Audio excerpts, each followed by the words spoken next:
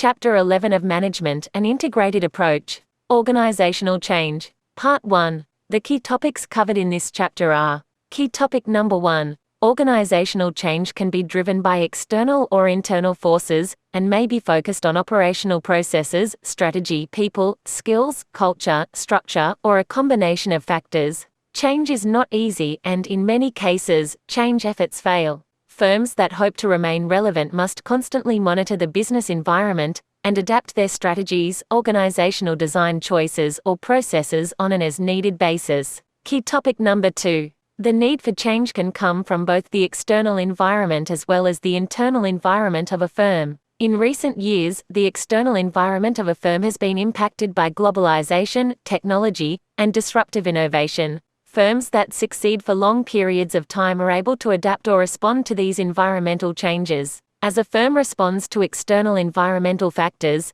it must also consider its internal resources to determine if it is able to compete effectively in the changed landscape. Sometimes present success can lead to organizational inertia or complacency, which makes future-oriented change even more difficult. Key topic number 3. Some of the most important aspects of change are its triggers, origination, and magnitude. The triggers of change are driven by the marketplace and the external environment. Some organizations simply react to the changes in the environment. Others engage in proactive or preemptive change to ensure that they are continually relevant and innovative. Change can originate through a planned or organic process. Planned change is generally driven from the top of an organization, while organic change emerges at lower levels. The final aspect of change is its magnitude. Most organizations pursue incremental change on an ongoing basis in an effort to continuously improve, but there are certain times when transformational change is needed.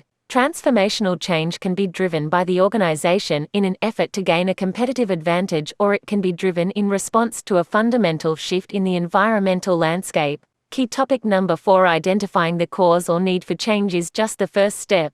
The process of leading change is often very difficult. Leaders need to create a sense of urgency to galvanize a group of influential followers toward a model or vision of the future. This is particularly important when the need for change is not obvious. The model or vision is realized through the implementation process, which may include different leadership approaches. Restructuring processes, removing excess costs, firing employees, or selling off pieces of the business are often performed in a top-down leadership style to secure quick wins. While these approaches are often necessary in the short term, especially in times of crisis, long-term change is sustainable only with a more collaborative approach. This is particularly true when the nature of change is more cultural than structural. In this circumstance, employees need to be involved in the change process. Change leaders need to assess the situation and deploy an appropriate process and style. Key topic number 5. Resistance to change is generally very high in organizations.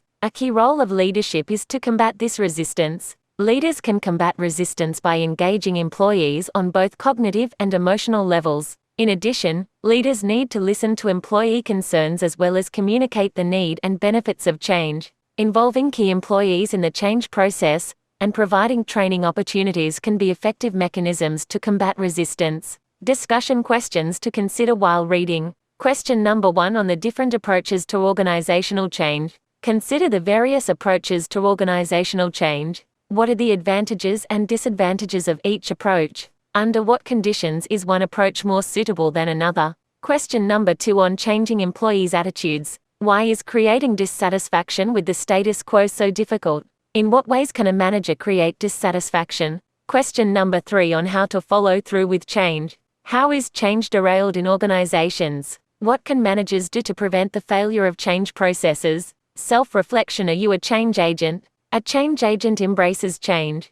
Do you think of yourself as a change agent? On a scale of 1 to 5, rate your approach to change, and then analyze your areas for improvement. 1 equals never, 2 equals rarely, 3 equals sometimes, 4 equals usually, 5 equals always. Question 1. I am good at combining knowledge from different sources. Question 2. I am flexible and adapt to new situations. Question 3. In change situations, I can build consensus. Question 4. I am willing to take risks in order to learn and make progress. Question 5. I know how to work through the emotional aspects of change.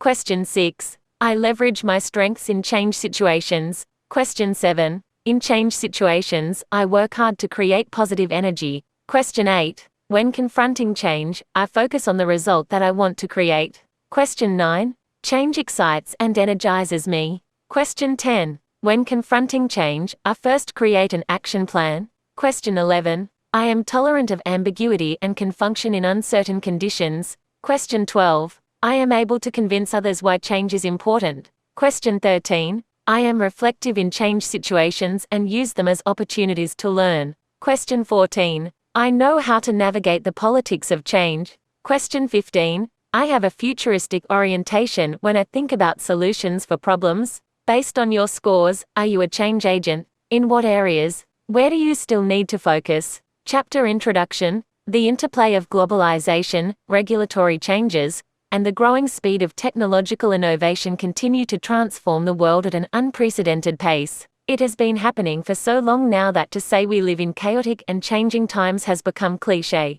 Yet the rate of change in the world marketplace hasn't slowed, it continues to intensify, and the implications are clear. Organizations must develop the capacity to adapt, innovate, and transform if they are going to remain competitive and viable. Slow hierarchical management approaches must give way to responsive and agile ways of operating, as the pursuit of greater market share, higher profits, lower costs, and innovation continues.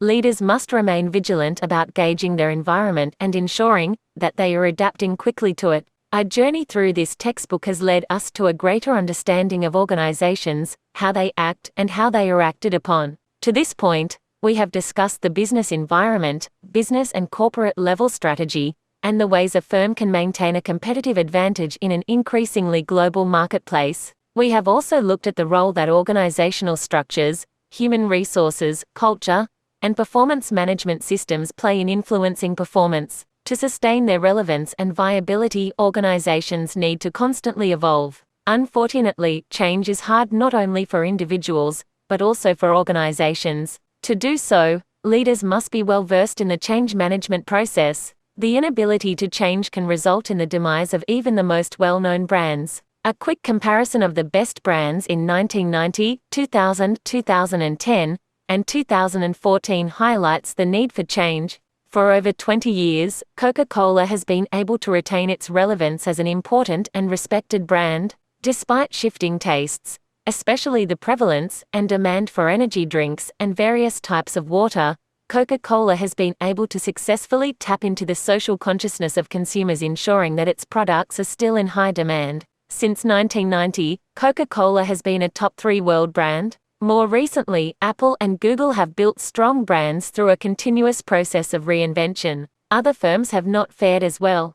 For instance, by 2014, Pepsi-Cola, Sony, and Nestle had dropped from being a top 10 brand to numbers 24, 52, and 54, respectively. Kodak, which was considered the 4th best brand in 1990, fell out of the top 100 list completely in 2008. Kodak failed to keep pace with the changes in digital photography, resulting in a quick and painful loss of competitive relevance. Corporations, nonprofits, governments, and even sports teams engage in organizational change to better fulfill their purposes, achieve their objectives, and implement their strategies. When their strategy becomes misaligned with the environment or the organization's capabilities fail to keep pace with new competitive realities, organizations must embark on organizational change. Organizational change consists of the processes and activities that organizations go through to align themselves with the internal and external business environment and to prepare for future potential opportunities. A different view. Social movements. We often only think of organizational change from the perspective of for-profit corporations. However, all types of organizations manage change. In the nonprofit sector, leaders often collaborate to create social change through movements. Social movements are groupings of individuals or organizations focused on a specific political or social issue. Their actions can result in, resist, or undo societal practices. Examples of social movements include the French Revolution, the Civil Rights Movement in the United States, the Global Environmental Movement, and the Labor Movement. Identify an example of a successful social movement. Why did it succeed? Why do you think some social movements fail?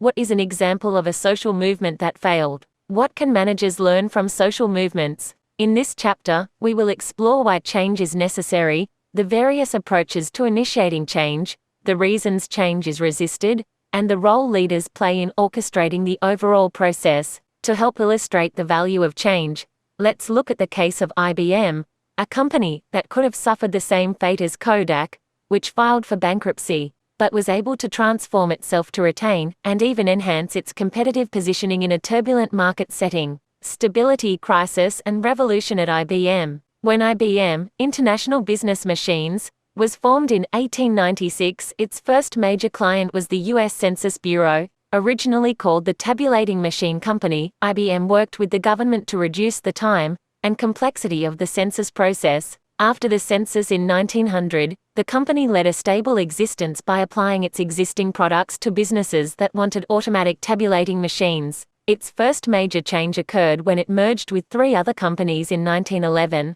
3 cultures and product lines were brought together. The result was a company that manufactured everything from weighing scales to tabulating machines to automatic meat slicers. Thomas J. Watson joined the company in 1911 and led the company for almost 40 years. He instigated the dark-suited culture of corporate pride and loyalty, and led the company through a long stretch of growth and continuity. After helping manufacture weapons during World War II, IBM began to change once again. The company secured a contract to build computers for the Air Force, and developed cutting-edge technology, with the assistance of the Massachusetts Institute of Technology. This jump to computers was an extension of IBM's tabulation business, yet the stage was set for a more significant move. That unprecedented and revolutionary move came from Watson's son, Thomas J. Watson, Jr., who took the helm of the company in 1955. Watson Jr. invested $5 billion to develop the size TEM/360 computer,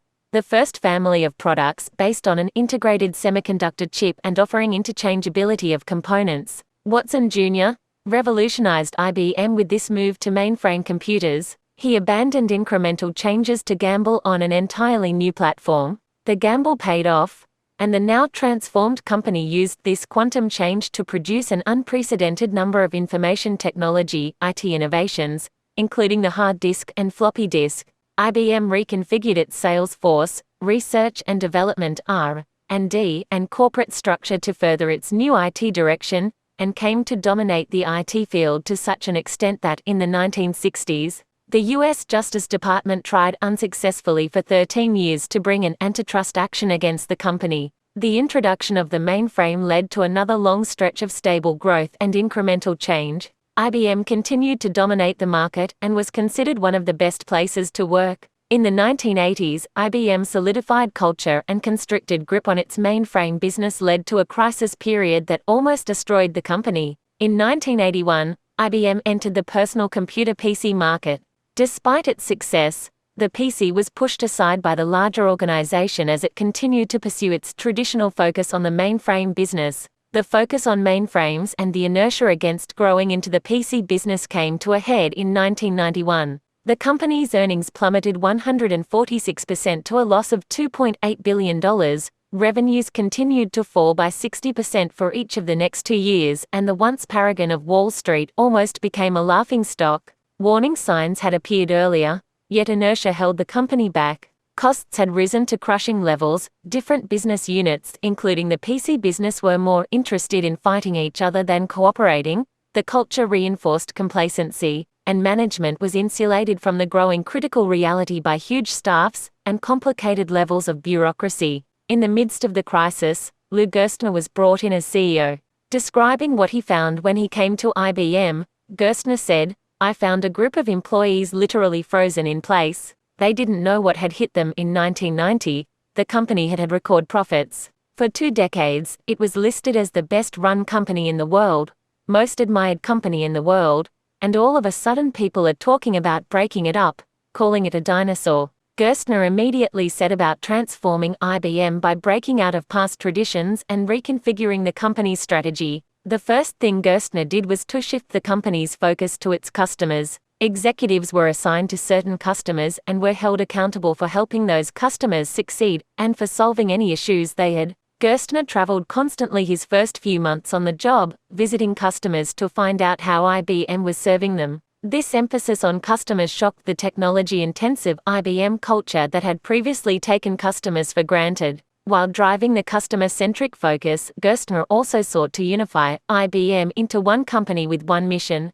One IBM became Gerstner's mantra and the impetus for organizational transformation. He consolidated structures and flattened hierarchies to facilitate this move. The mantra also became the basis for decision-making, as executives consolidated or cut products and services to bring them under one group. Gerstner's support for emergent change set the stage for another critical initiative that helped radically redefine IBM. Gerstner sought to make network-centric computing the backbone of the company's e-business strategy. He surmised that all the data collected on the Internet would need to be analyzed and evaluated with sophisticated computing power, and he believed that IBM's mainframe technology was well poised for the task. Though IBM's approach to the Internet was far less sexy than the high-flying Internet initial public offerings (IPOs) at the time, it became a significant source of new revenue by focusing on data collection and analysis. IBM not only survived the bursting of the Internet bubble, but also prospered as other companies scrambled to identify their real assets.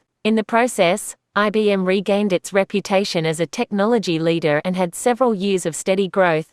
Gerstner's successor Sam Palmisano, who took the helm in 2002, continued the change process by divesting unprofitable or low-margin businesses, and further focusing the company on providing services to customers instead of just hardware solutions. To that end, Palmisano made the difficult choice to sell IBM's low-margin, relatively low-growth PC business to Lenovo in 2004. To significantly increase the company's service offerings, Palmisano oversaw the acquisition of PricewaterhouseCoopers's consulting business, which added a significant new strategic capability to the firm. In addition, Palmisano continued Gerstner's initial investments in Internet-based data analytics by acquiring several companies that specialized in sophisticated analytical services. These investments allowed IBM to help businesses make sense of the increased complexity, volume, and interconnectedness of their customer data. In addition to moving toward a service orientation, Palmisano also sought to increase IBM's global footprint, especially in emerging markets. He created the Global Integrated Enterprise to signify the company's focus on global opportunities, and he split the enterprise into two distinct groups, one focused on mature markets, and was based in New York, the other focused on growth markets and was based in Shanghai. To support these business changes, and to reinforce a focus on innovation and customer service, Palmisano also sought to recharge the cultural values of the company, and he decided to focus on cultural change from the bottom up. Palmisano used IBM's technology to reach out to all 300,000 employees in what he called a values jam, where employees could discuss and debate the nature of the company's values. The result was an intense and vibrant debate that coalesced on three core values: 1. Dedication to every client's success, 2. Innovation that matters for our company and the world, and 3. Trust and personal responsibility in all relationships. IBM's focus on innovative services and solutions for global customers was part of the company's new overall strategy called Smarter Planet. By the end of his tenure as CEO, Palmisano had succeeded in changing the business mix and focus of the company. The majority of the company's sales were driven by solutions and services, and an increasingly larger sales volume originated from emerging markets. When Palmisano stepped down as CEO in 2012, the reins were handed to Ginny Rometty, who is overseeing her own efforts to grow and develop IBM.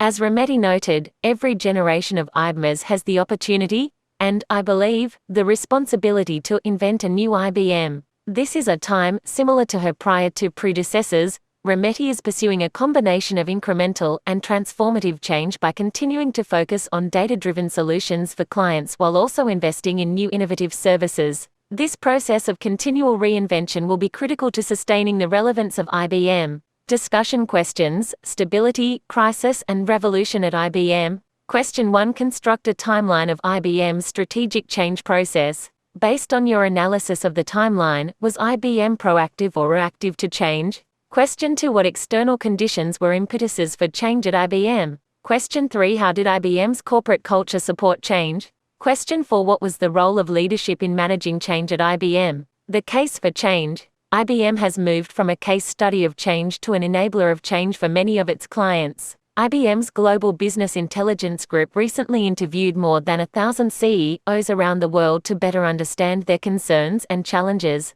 Not surprisingly, the report highlights the enhanced need for organizational changes. More than half of the CEOs stated that they plan to deeply change their organization's capabilities, knowledge, and assets. Organizations change to better compete, thrive, and bring value to their various stakeholders. In a survey of corporate leaders, 3 of the most cited reasons for beginning a change initiative were the following. Reason 1, to compete more effectively. 68% indicated that they were experiencing a high level of competition, which they saw as only increasing in the future. Reason 2, to improve performance. 82% stated that without engaging in some form of change, they would see a significant drop in their performance. Reason 3, to survive. 15% indicated that their organization would cease to exist in the next few years without a serious change initiative. As discussed in Chapter 10, many organizations use the balanced scorecard and the control cycle to continuously reassess their strategic priorities,